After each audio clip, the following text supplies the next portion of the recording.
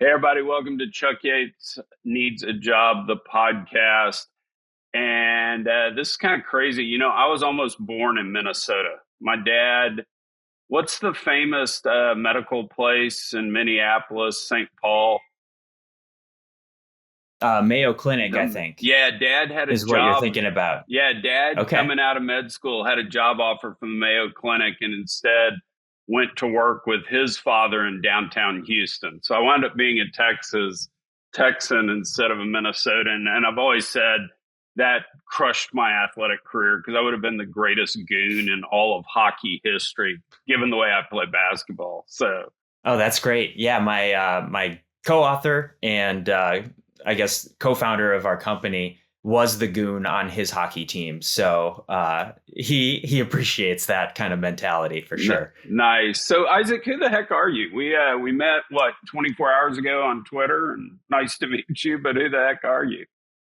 Yeah, that's a great question. My name's Isaac Orr. I'm the vice president of research at Always On Energy Research. So that's a new company. Previous to that, I worked at a company called Center of the American Experiment, which is a free market think tank located in Minnesota. So for the last 6 years, I've basically been clockwork oranging the Walz administration and their policies. And we've done a lot of research on the impact of their low carbon fuel standard proposal, their 100% carbon free electricity bill. So we basically have been writing the book on his energy policies for the last 6 years, which is why I put out that Twitter thread yesterday to help people get an idea of what does Tim Walz advocate for, what does he enact, and what could we expect moving forward if he becomes vice president. So let's jump into that, and we'll do it in the great thread of Hubert Humphrey and Walter Mondale and the Vikings losing 4 Super Bowls. But in fairness, Prince is a badass, so we'll give Minnesota that. I knew nothing about Walz when he was picked to VP. Level set us. Who is this guy, and in particular, what's he been doing in the energy realm?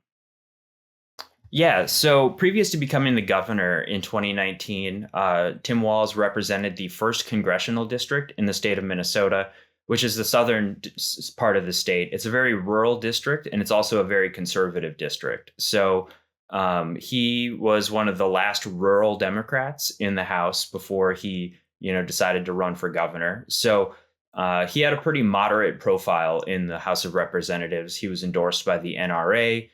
He was a small town school teacher. So a lot of people, and he was running against in the primary for governor a ticket that was more perceived as more progressive. So Walz was kind of like the moderate choice in that election for 2018. He when he was, and then he won the primary, so he was the candidate, and he did kind of run as like the moderate centrist candidate, and then once he was elected to office, he started to change his tune and enact policies that were more representative of the progressive wing of the Democrat Party in Minnesota, as opposed to kind of striking that balance. And one of the things that Walz did when he was campaigning, his slogan was "One Minnesota." So he wanted to kind of be a uniter and take the perspectives of greater Minnesota, rural Minnesota, and the urban areas. So that was kind of his campaign theme, but it hasn't really played out like that in practice. That's I mean, very familiar. That was Biden's approach in 2020, and so let's did he do anything energy wise when he was in the House of Representatives? Anything of note, or are we just going to be talking about him as governor? That I'm not sure of. I'm a Wisconsin native, so when you say like Vikings lost 4 Super Bowls, I kind of chuckled. I'm a Cowboys Cheesehead. fan, so Oh yeah, yeah. So okay, I all guess we right. don't like each other because of the Packers, but we'll try to put that past us. Yeah, I think we can. I think we can. It helps for me that the Packers have been spanking the Cowboys lately, but Fair if enough. you can get past it, I can get past it. I moved here to Minnesota in 2016. So he had one term as a congressman, and that really wasn't on my radar. So what I'm going to focus on today is his track record as a governor. And when he was running for governor in 2018, he had proposed a slew of liberal policies, right? Democrat kind of boilerplate policies, but they weren't Green New Deal type policies. So he campaigned on a modest increase in the gas tax. There was an aging oil pipeline, the Enbridge Line 3 pipeline, that was operating at half capacity because of corrosion in the pipeline. So he said, the Public Utilities Commission unanimously approved the replacement of this pipeline. This just needs to get done. And then once he was elected, he decided, okay, well, now I'm going to try and raise the gas tax by 20 cents per gallon, which was a 70% increase, would have made Minnesota the fourth highest gas tax in the country. And he also decided that maybe we need to do a little bit more study on this pipeline before we actually allow this corroding, unpressurized or depressurized pipeline to get replaced. So there we have that kind of you have the moderate policy, and then you have the proposal, and then you have the more progressive policy. And that happened with his renewable energy mandates too. He wanted to bump Minnesota up from being a 25% by 2025 state, which was enacted in 2007, which is way before his term as governor. But he campaigned on going to 50% renewable energy by 2030. And then shortly after, he said, no, we need to go to 100. Let's turn this up to 11. And so they eventually got that passed in 2023. And the interesting thing is there were several amendments to that proposed by Republican lawmakers, but none of them were adopted. So the interesting thing is Republicans tried to allow new nuclear plants to be built in the state. Minnesota currently has a moratorium on building new nuclear power plants. That was defeated along party lines. They offered amendments that would have said, okay, well, if we have a blackout because we don't have enough reliable power plants on the system, let's pump the brakes on this policy. That got voted down. And there were also amendments offered for cost containment. If this gets too expensive, let's pump the brakes on this again. And that got voted down. So, Governor Walz can't control what policy makes it to his desk, but he can decide whether or not he wants to sign it. And he signed off on that. So let's break some of these down. Was the gasoline tax pure, I'm raising the tax to drop demand, we need fewer fossil fuel cars out there running around burning gasoline? Or was there the element, was it pitched as we just need more revenue and this is the place to get it? So where I'm kind of going with this is, was this driven by economics, or was it driven by the environmentalist side of the table? Yeah, so when pitching the policy, it was all about roads and bridges. We have infrastructure that needs to be upkept, and this is the best way to do it, is what he was saying. So that proposal also took money. Some of the general fund money that's raised in Minnesota via taxes on other things is also used to build roads and bridges. So it was going to be a cost shift.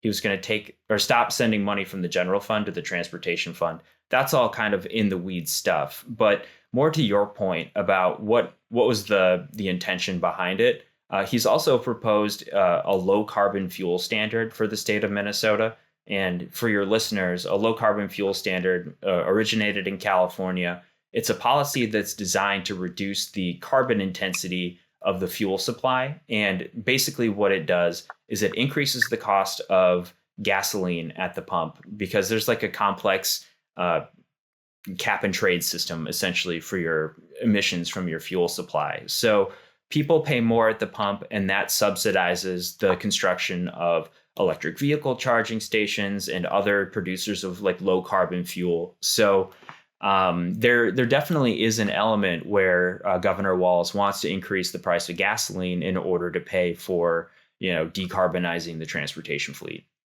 Gotcha. Has there been any discussion in Minnesota that he's had a part of where the electric vehicles, you pay dollar per mile or something because you're not paying the gasoline tax? Have y'all gone down that rabbit hole any in Minnesota? So we haven't gone down the vehicle miles traveled path, but I do believe that EVs have a slightly higher registration fee in order to try and recoup some of that lost gas tax revenue. Gotcha. I'm thoroughly convinced.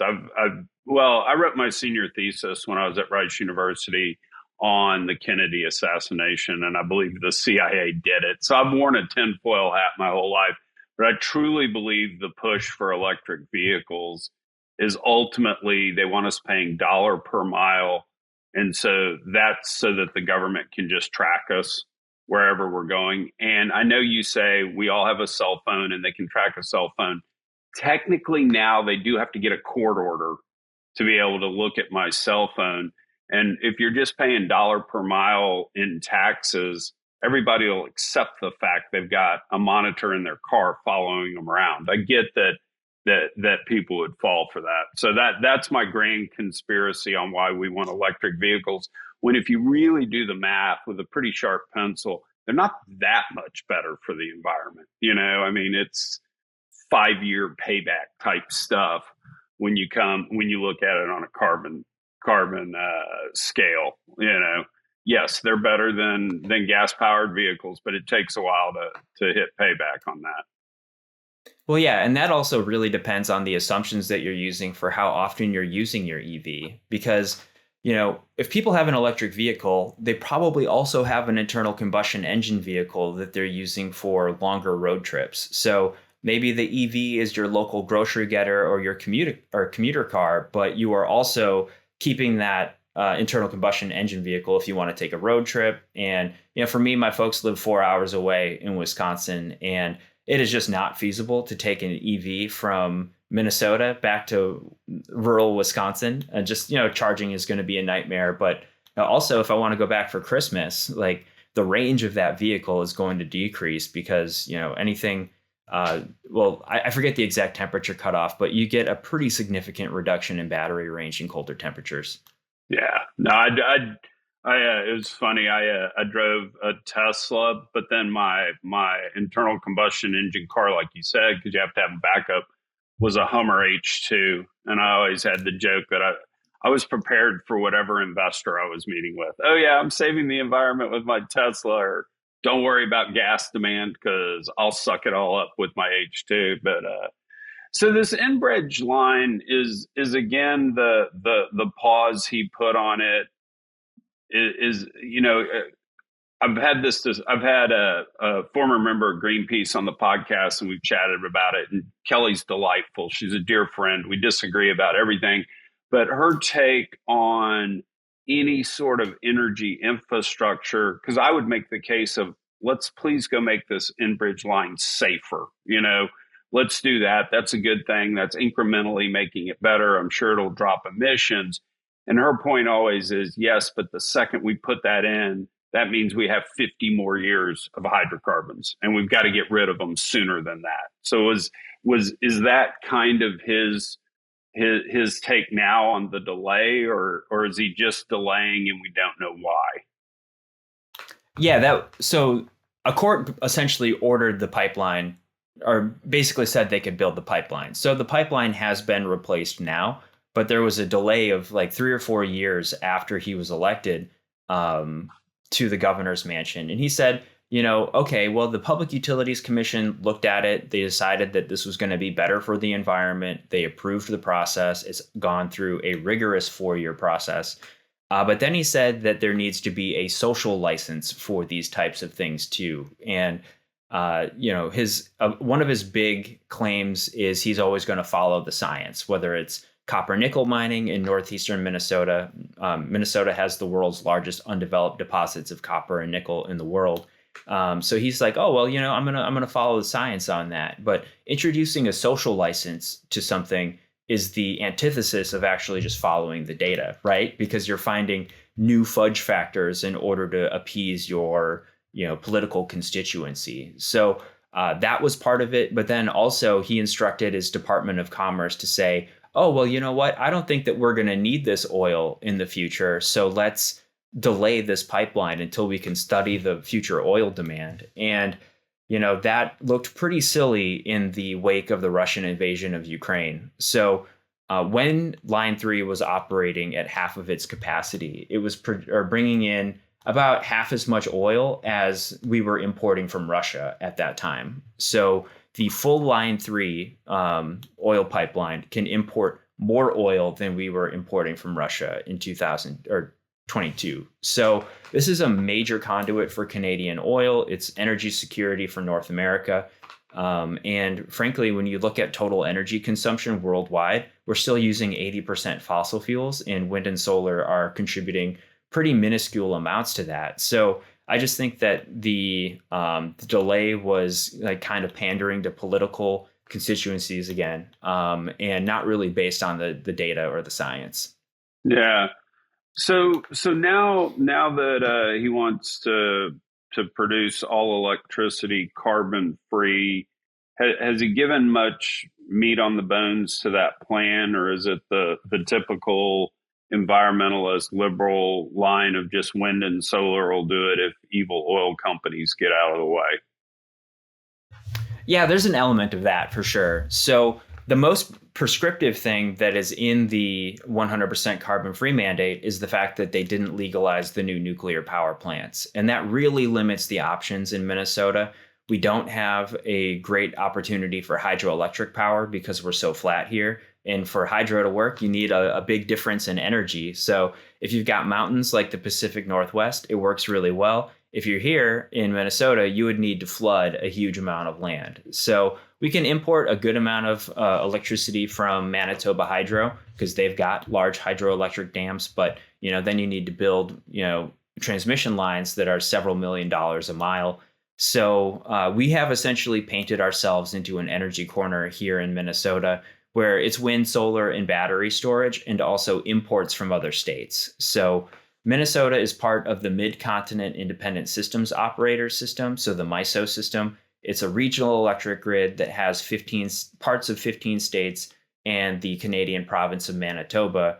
And the thought among the Minnesota Public Utilities Commission, all of them who have been either appointed or reappointed by Governor Walz, is we can shut down our coal plants, we can shut down our natural gas plants or some of our natural gas plants, and then we'll just buy from the MISO market when we are short of electricity. So the problem is Michigan enacted a similar policy, Illinois enacted a similar policy. So we're going to get to this. We're basically playing musical chairs when it comes to our electricity supply. And eventually someone's not going to have a chair to sit in and we're going to have blackouts. This is exactly what happened in California in 2020. You had that big regional heat wave, and Arizona and Nevada did not have extra power to sell to the Golden State, so they had to cut demand. Yeah, when we always talk about power and power generation, it's shocking how much of it is really just passing, basically saying not in my backyard, but it's okay if coal burns over there.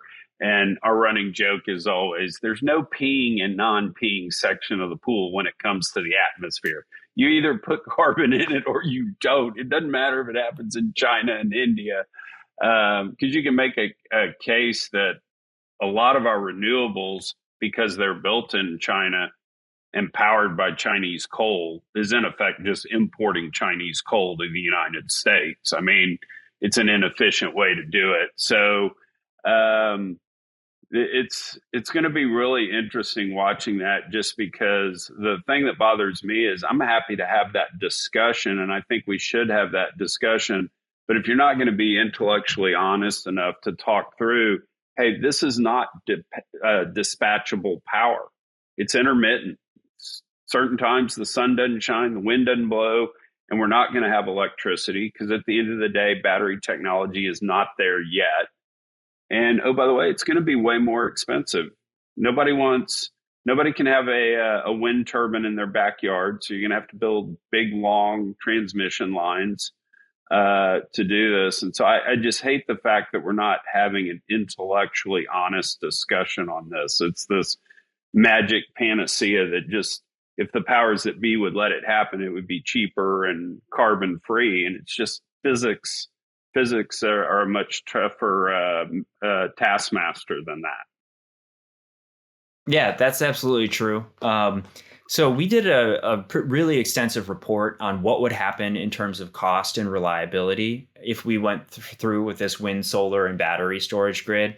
Uh, so Mitch Rolling and I, he's my co-partner, I guess you could say, at our company. So we found that it would cost $313 billion in order to build this grid and build the transmission lines. And, utilities in Minnesota are vertically integrated. So they basically get to make their money back whenever they build a new wind, solar, battery facility, natural gas facility, plus a 7.5% profit on top of that. So the utility companies here are really incentivized to shut down depreciated assets like coal plants or natural gas plants and build new stuff because that's how they make money. So you have kind of a Baptist and bootleggers coalition of the Green Group, Sierra Club, and then the utilities who like the regulations because it's basically a license for them to print money. But we found that this would also cause blackouts, especially in the winter. Solar facilities in Minnesota produce electricity at about 5% of their potential output in December and January. So for all intents and purposes, they aren't very useful. We have really short days up here, not as short as Alaska in the wintertime, but and then if it snows, you have really reduced potential for solar output. And, there are wind droughts in the MISO footprint. We've looked through the U.S. Energy Information Administration data. We found that there was an 82-hour wind drought where wind was operating below 10% of its potential output throughout this entire 15-state region. And for 42 straight hours, it was below 1.5%. So you can have this huge fleet of wind turbines, but a million times zero is still zero. Right. So yeah, we have a real reliability problem. And I don't know if you've been following the situation in MISO or PJM or any of these other regional grid operators, but they're saying with data center demand and with more manufacturing reshoring to the country, we may not have enough power to either connect those assets or we won't have enough power plants online to actually power them if we have all of these coal plant retirements. So, we are not only, undermining our current economic system, but we're also not setting ourselves up for an optimized future. Yeah, no, I mean, Dominion, because I think it's 30% of the world's data centers are in and around Washington, D.C. Dominion's already said no more. They're telling proposed projects, we cannot provide power to you. We're always a mess down here with ERCOT because Texas has its own standalone grid. And when you study it and you look at the other grids in America, ERCOT's a mess, but it's usually a leading indicator, not necessarily a mess unto itself. And so when Bush was governor, he opened up our market to competition, and just with the federal tax incentives for building solar and wind, we built a lot of it, but it made our grid a lot less reliable. And now you're getting to the point where you can't even finance putting in natural gas fired generation. And so we're fighting with that every day. And I think everybody else is going to catch up to us at some point because it feels like everybody, all the other grids are doing likewise. So yeah, it's going to be tough. The head of MISO was on somebody's podcast, I think Maynard Holt's podcast, and he was saying that, call it 20 years ago, he had 15% excess generating capacity at any given moment that was dispatchable. And he said on a good day, he's got 2 or 3 now. So this is coming due. And I think what's going to ultimately happen is we're going to have not utilities providing the electric infrastructure to do this, just because they're big, they're bulky, they're used to being monopolies, and science gets really hard. I mean, the grid's got to be in sync. It has moving pieces. And I think what's going to wind up happening is ultimately you're going to build the data centers are going to build generation on site and the big tech companies are going to make those decisions. So it's going to be Microsoft, it's going to be Amazon, it's going to be Google that are making these decisions, and left to that, it's going to wind up being nuclear because Yep.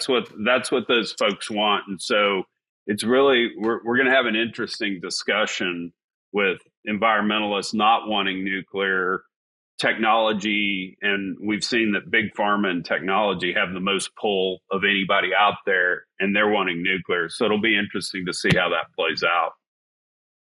Yeah, and I think that's super cool, right? Like I'm an all of the dispatchable kind of person when it comes to building out your electric grid. And I think it's Google's also working on advanced geothermal in some areas too. They're repurposing oil and gas. I don't know, some companies, oil and gas companies. I think Fervo was like a people from a hydraulic fracturing company Right. are doing all this advanced geothermal stuff. And the cool thing about big tech is they have enough money to possibly buy down the cost of this technology. They said that the wind production tax credits and the solar subsidies allowed the supply chain to scale up, and therefore you could bring down the cost of building this stuff. Big tech might be able to do that with nuclear, which would be awesome.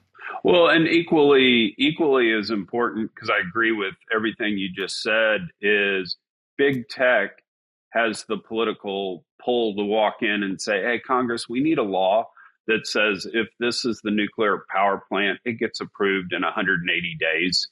As because building nuclear plants in the United States today is all about regulatory mess, and that's why they cost so much.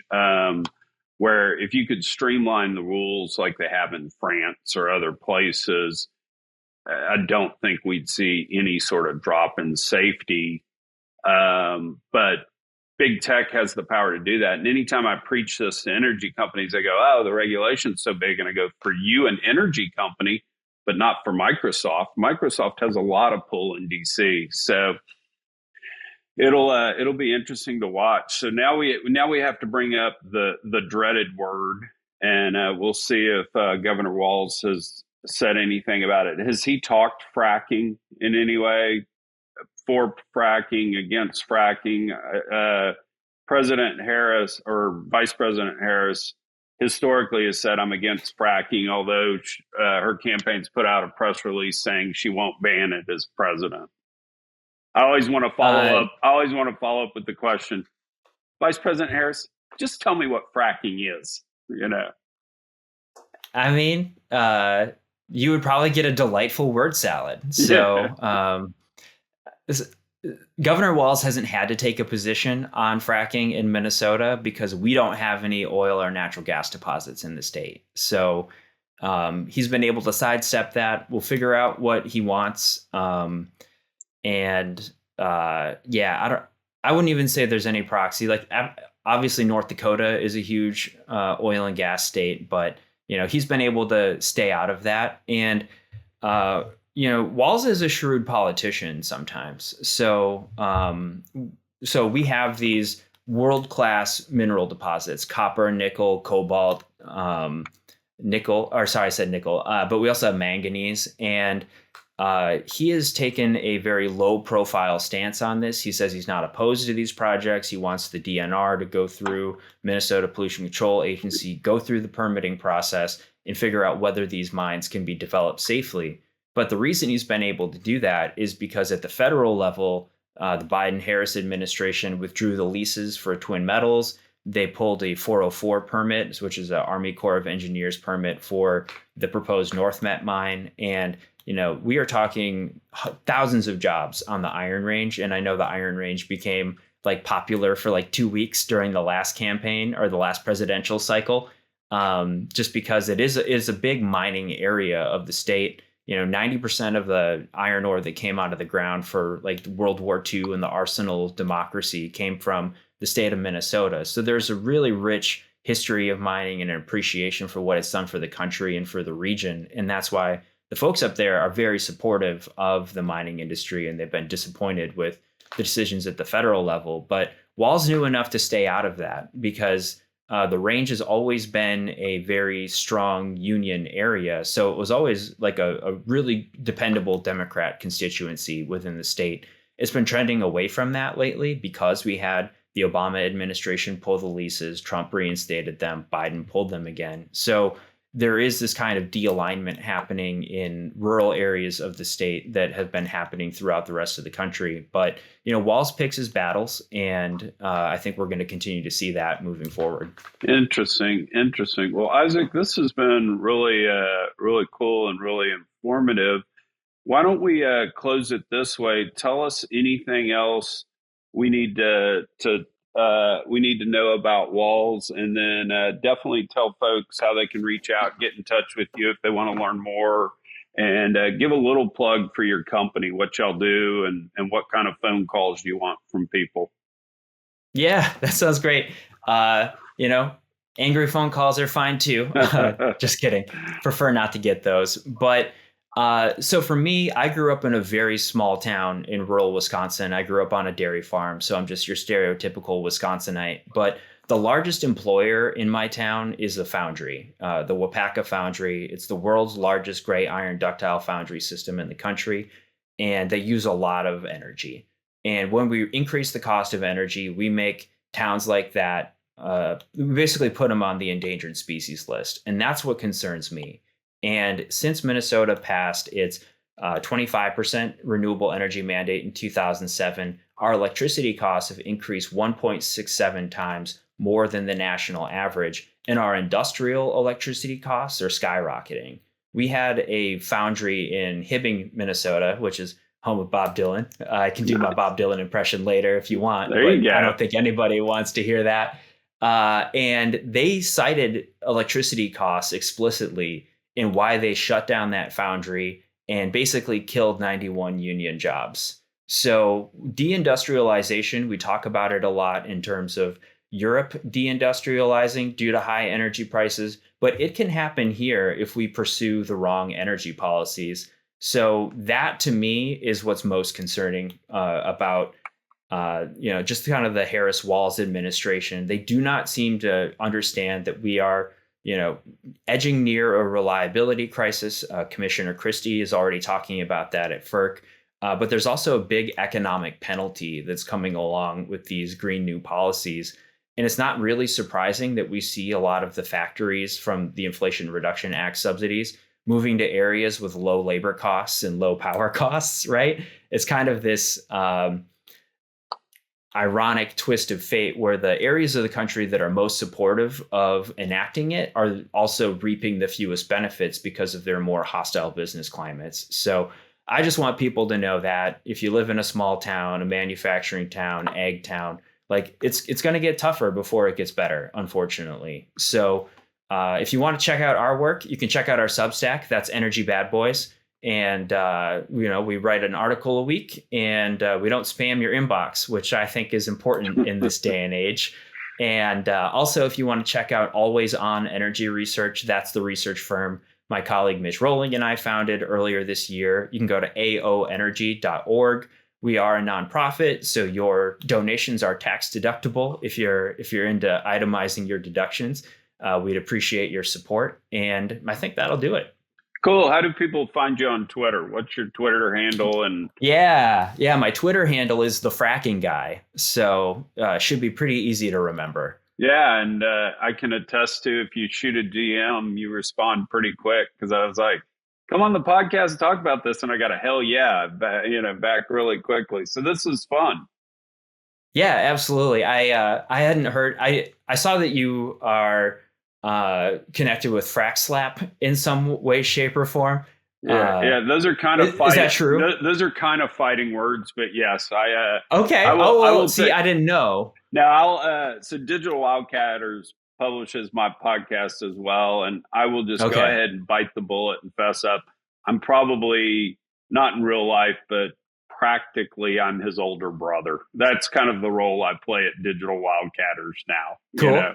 Cool. Yeah. So I was asking Emmett Penny, like, hey, should I go on this show? And he just said, absolutely. Oh, that's cool. Shout out to Emmett. So Well, Chuck, thanks for having me on. I really appreciate it. Absolutely, standing invite to come back anytime. And if you get to Houston, let's go break bread or grab a drink.